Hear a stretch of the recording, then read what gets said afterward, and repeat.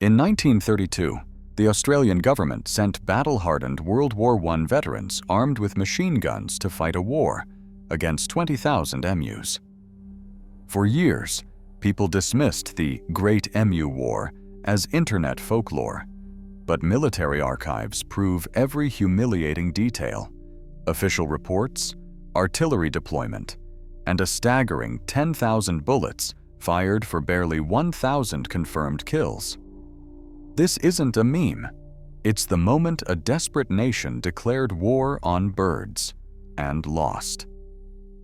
What happened in the wheat fields of Western Australia exposed not just military futility, but a government willing to abandon its own heroes. How did a country lose a war to birds, and why did nobody stop it before disaster struck? Promises of prosperity lured thousands of returned soldiers into the heart of Western Australia.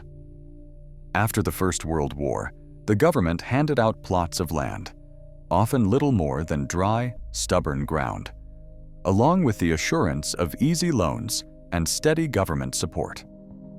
By the early 1930s, those promises had collapsed. Wheat prices had plummeted to half their pre-depression value, and the government quietly withdrew the subsidies that were supposed to keep farmers afloat. For many, the numbers simply stopped adding up. Bank records from the Wheat Belt show a surge in defaults. Shire council minutes are filled with desperate petitions for relief, road repairs, or loan extensions. 1 in 4 soldier-settler farms in the Campion district had already been abandoned by 1932.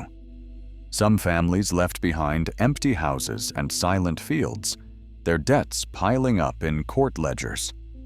Others stayed only because there was nowhere else to go. The hardship went beyond numbers on a ledger. Unemployment in the region climbed past 30%. Yields dropped well below what was needed to break even, with wheat harvests shrinking to 8 or 10 bushels per acre, far short of the minimum to cover costs. In personal letters and local newspapers, families wrote of broken machinery, ruined crops, and a government that had vanished when help was needed most. The land that was meant to be a reward for service had become a trap. By the time the emus arrived, many veterans were already teetering on the edge of ruin.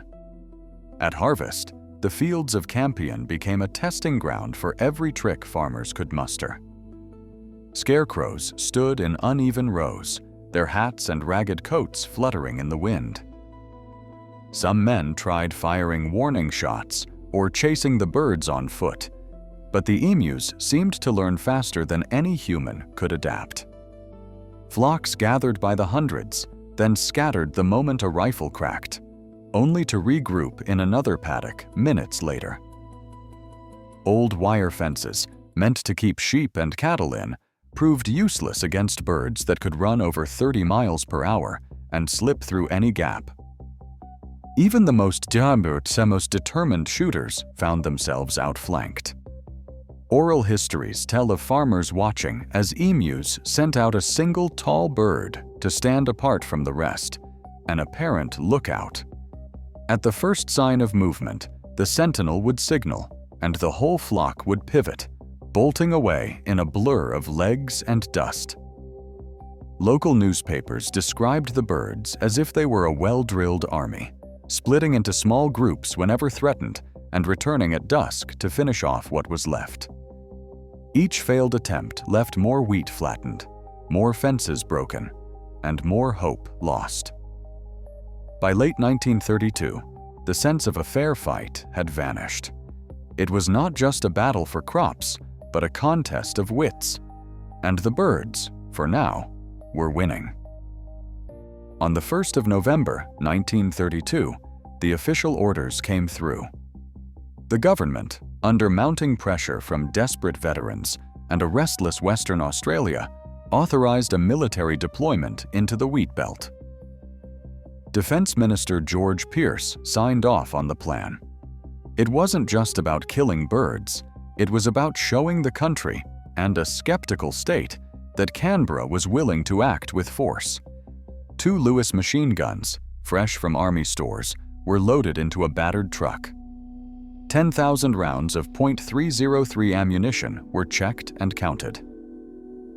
The Royal Australian Artillery's 7th Heavy Battery assigned Major G.P.W. Meredith, Sergeant S. McMurray, and Gunner J. O'Halloran to the task.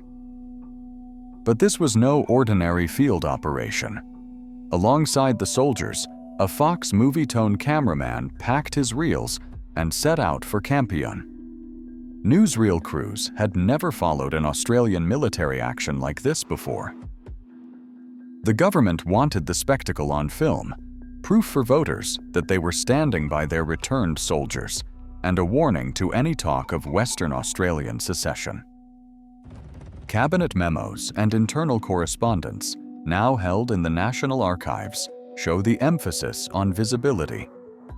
The presence of the camera ensured the event had maximum public relations impact, one official later admitted. By the time the convoy rolled out, the press was already primed for headlines. The stage was set for a military solution, broadcast across the country. No one in uniform or behind a desk in Canberra seemed to doubt that machine guns would bring order to the wheat belt. The orders were clear: restore confidence, restore control, and do it with maximum visibility. On the second day, Major Meredith and his crew set up an ambush at a dam where more than 1,000 emus clustered to drink. The plan was simple: wait for the flock, then open fire with a Lewis gun. But as the trigger was pulled, the gun jammed after just 12 birds fell. The rest scattered in every direction, vanishing into the scrub before the weapon could be cleared. That single malfunction let nearly the entire flock escape untouched, thousands of birds slipping past the Army's best effort. Attempts to chase the emus across open ground went no better. The truck, weighed down by the gun and its crew, bounced over ruts and bogged in soft dirt. Emus easily outpaced the vehicle, darting away with sudden 90-degree turns. The gunner struggled to line up a shot as the birds zigzagged through the wheat. Each burst of fire sent the flock splitting into smaller, faster groups, making them even harder to target. After hours of pursuit and hundreds of rounds, the soldiers counted barely a handful of kills. By the end of the first week, the numbers told their own story. More than 2,500 rounds had been fired, with as few as 200 birds confirmed dead. That's a 10-to-1 ratio, 10 bullets for every emu. In his report, Meredith tried to capture the frustration. If we had a military division with the bullet-carrying capacity of these birds, it would face any army in the world. They are like Zulus, whom even dumb bullets could not stop. The birds, it seemed, were not only surviving, they were winning. Within days, the newspapers had a field day. Headlines blared, "Emu Command has proved invincible," while cartoonists sketched birds in military helmets strutting past baffled soldiers. In Parliament, the jokes came thick and fast.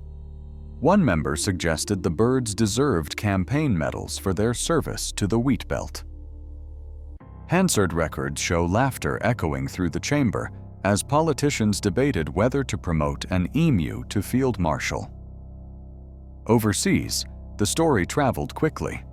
Australia's finest, outwitted by a flock of birds. After just 6 days, the operation was called off, leaving officials scrambling for explanations as the press circled like hawks.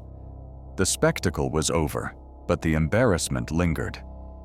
The emus, untouched by public opinion, simply kept marching on. When the guns were packed away, local farmers turned to bounty hunting. With every emu beak brought in, the Agricultural Board paid out a cash reward. In just 6 months of 1934, the ledgers recorded more than 57,000 emus killed. nearly 60 times the official military tally.